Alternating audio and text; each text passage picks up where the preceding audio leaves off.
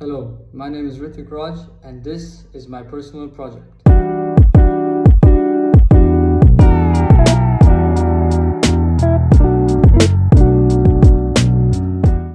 Now what is my project about?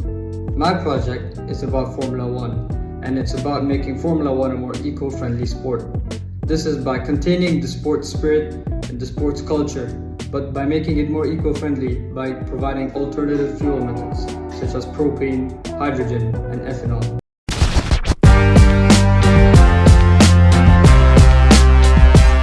To make this project work, I would have to create a product. And my product, which I've created, are 3 different types of engines that use each of the fuels that I mentioned before. Now, I've used the game automation to make this happen. So let me go through what I've done.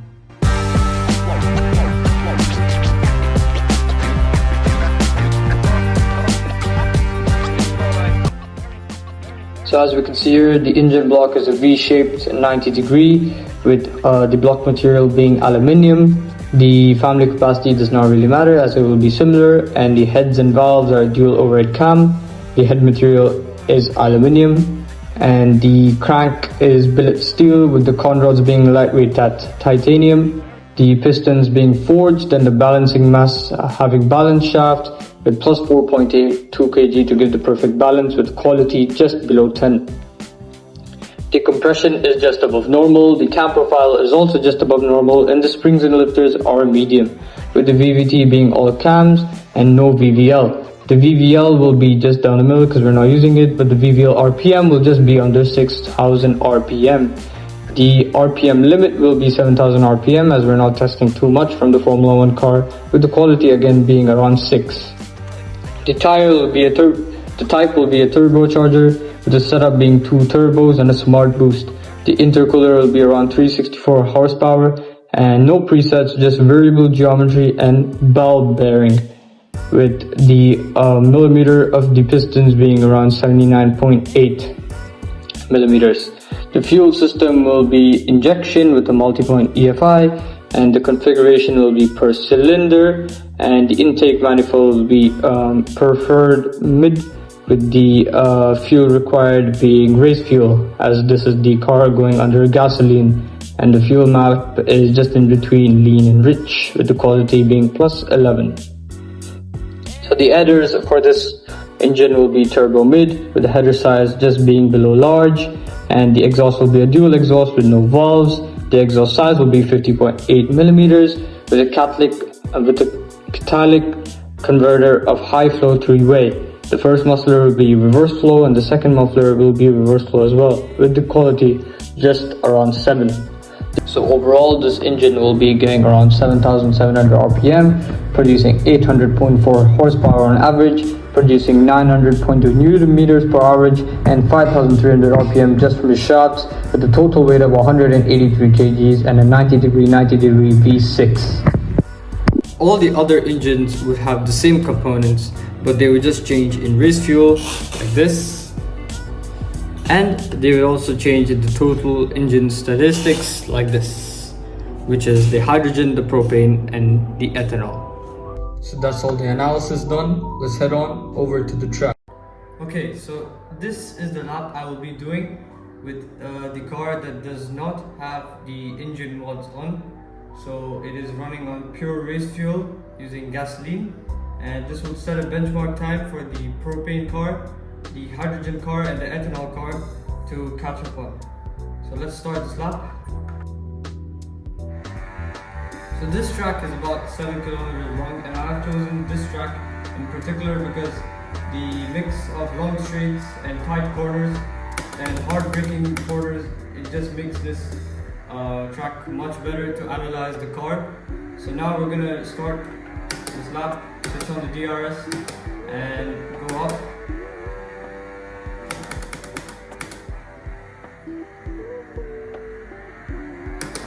As you can see on the steering wheel panel here, it shows our current lap time. So as soon as we finish this lap, we'll get to know exactly the lap time that we're doing.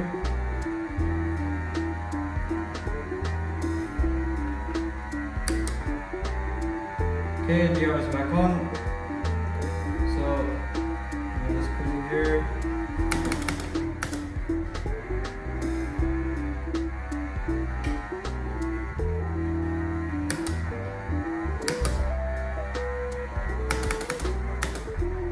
a bit of drift there just to get past this corner quickly.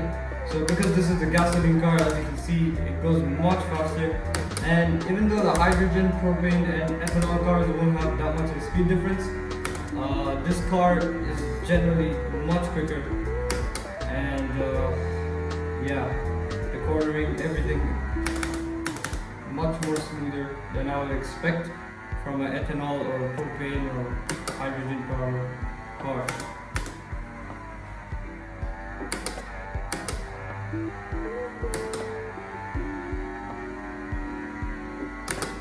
So I've programmed each car, as I said before, I programmed each car. So the Red Bull would have the normal gasoline, which is why I'm using it now to set the benchmark time. The Ferrari is gonna have the hydrogen, which I expect would have less of a difference compared to the petrol. And 1 second, let's just look at the stop time. Okay, so now if we analyze, we can see that on my screen, which I can just take this and show over here, the lap time is a 1 minute 47.01, which is the benchmark time that I have set. May not be as quick as you would expect from a normal Formula 1 car because I've used this setup which would match better gripping and handling. But yeah, so this is the 1 minute 47 that we're going for. Okay, so now I'm in the Ferrari, which I have set up for the hydrogen powered car. So if you can see on the screen, I'm just going to go in and look at the setup which I've selected. But the engine is modded already, so this is just the car setup to see if it helps the engine more. So I have the front wing aero here. So front wing aero just focuses on the grip of the car and the traction, because we're using traction off, as I said before, to get the car's potential pace. We are looking at a 50 on the front wing aero, which will make the car completely reliable towards the front, and the rear wing aero is 31, which will mean that the car has less grip on the rear, which allows for a faster transmission, but this would risk spinning out and things like that. So here the power transmitted is what we're looking at, and the differential adjustment on the throttle, so that's 15%, and the differential adjustment of off throttle, which is when I'm not braking or I'm lifting off, that's 35, and engine braking is 30, which I use through corners. The suspension geometry, the suspension don't really matter. The brake pressure is 100%. Obviously, we're trying to get the full capacity of the car. Front brake bias, we're using 51, which is near the end, because we're just looking at not trying to lock up the fronts. And the tire pressure is normal, as you would get in a standard qualifying lap or a standard fast lap. So now we can head out and try see the pace of this hydrogen powered car that we've modded. So off the start, if you look at the Red Bull that we used before, which had the normal gasoline, it seems a bit similar. The handling, as you can see, the car is slightly moving off, and this wouldn't be because of the engine very much, but the setup is what we've changed, and that is because of the engine. So this, you can see,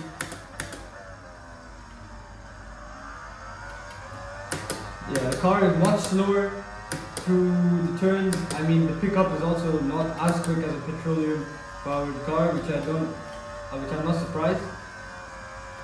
As you can see, we're going to gear 8, which is quicker than the normal petroleum car. But if you see, the car also feels much weirder, not like a normal car you would expect, with the car dancing all over. After these couple of corners, we can have a look at the delta just to see how far we are off. Okay, if we look at the delta, we're 0.23 seconds off as of now.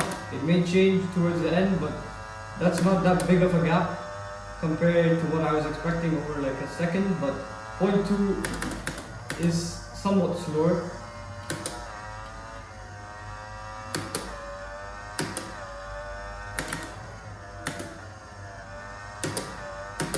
Okay, so now we go into a flat out section where we can see the car's top speed. As you can see, the car is sticking more to the side, it's not turning as well. The engine does not have an effect on this again, as I said before. You can see the top speed is much slower, 0.5 now. We're losing time massively on the streets. It's going more, now it's going a bit less, but it's not as quick. I had to brake much earlier there for the car to turn in, which shows how the engine is affected. Okay, the last lap was 147.08, and that was not as quick as what we did before. So that shows that if we check, we can even check on the lap board. So we have done a 147.089, and the fastest we have done, we can also check that here. The fastest we have done with the Red Bull was a 147.011, and this is a 147.089. So we're not that far off. The hydrogen powered car has a capability of going more. It could go faster if I focus more on the driving, but the petroleum car is faster, which shows that the hydrogen powered car is a sustainable look into the future, but then it might compromise just a tiny bit on pace. Okay, so here we are in the propane powered F1 car, and I've coded this to the Haas. So obviously this doesn't make the difference because all the cars are not on equal performance, they are on realistic performance, but the engine as well will make the difference in terms of cornering and top speed. So yeah, let's see how this car handles. The setup is same for all the cars, the ethanol, the propane and the hydrogen, because the suspension and all acts similarly, but we're looking at top speed, and we saw that the hydrogen was not that far of the petroleum car, but let's see how this car handles and how it acts compared to the petroleum and hydrogen part of F1 cars. So let's see into this corner. So off the bat, it's not a lot to analyze, but I can see that the cornering is not that difficult compared to the hydrogen part of F1 car. So let's start this lap.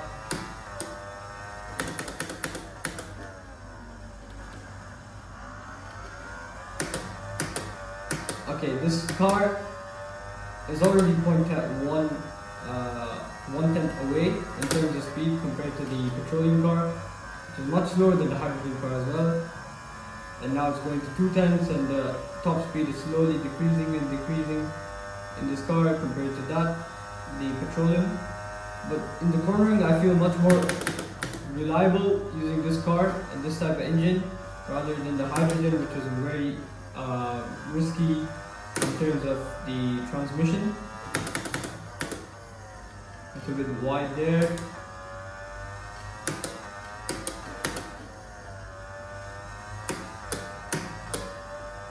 Yes, this car already feels like it's going much slower. And already nearly 5/10 slower than the petroleum car. I'm afraid to put the throttle too high because this car does not feel as reliable on the acceleration compared to the petroleum cars. We're nearly a second slower than the petroleum car, even though I'm driving similar. I can't drive exactly the same pace. I'm driving very similar in terms of pace. We're 9/10 slower. Let's just finish these last couple of corners.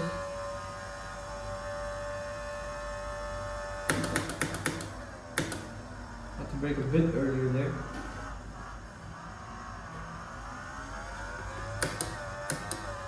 And in the end, we finished with a 147.61, which is in fact 6/10 slower than the petroleum car, even though during the straight we were 9/10 slower. So that just shows that this car, as I said, had much better cornering, because we just gained 3/10 of the last two corners compared to the petroleum and the hydrogen part of F1 cars. But during the straight, we were losing tenths every second. So that just shows that the propane powered F1 car better in the corners, but not in top speed. Okay, here we are on the final F1 car that we're testing, and this is the ethanol powered F1 car. And based off the research that I've done before, this should be the slowest car in terms of lap time, because the research shows that the gasoline powered car would come first in terms of lap time. Hydrogen would be very near, which it was by around 0.08 seconds, and then should come propane, which was how the order formed as of now, and then it should be ethanol. So let's see if this lap, so we're basically looking to see if this engine would beat the propane. We're keeping the propane as a type of competitor, but let's see what it does. The delta still shows it to the fastest, which is the gasoline. So let's see how this lap does. We're in the quick sauber, just as another thing. Still realistic performance, not equal, so it does not matter. Only the engine would differentiate the force given in the car. We are still in the same setup, so let's head out and see how this car performs, what the benefits are and what the disadvantages are.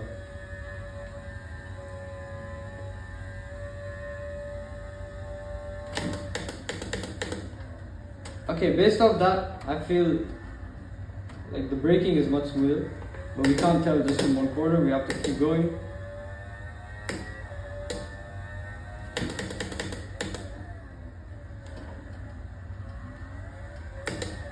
Yeah, the acceleration and everything, it makes the car slower. We're already 2/10 slower based off the gasoline car.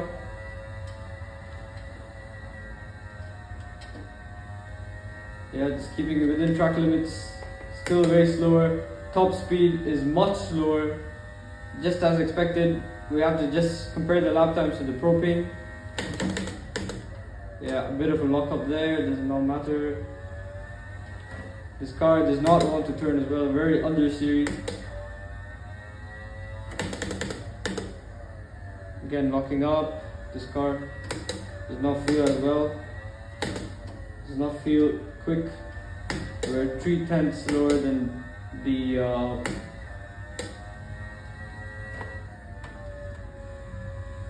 we're 3/10 slower than the gasoline powered car, but this car is not good at turning at all.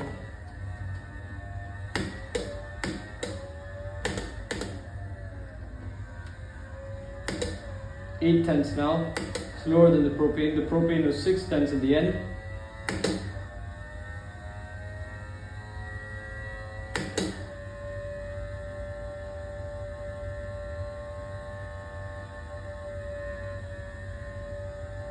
On a run.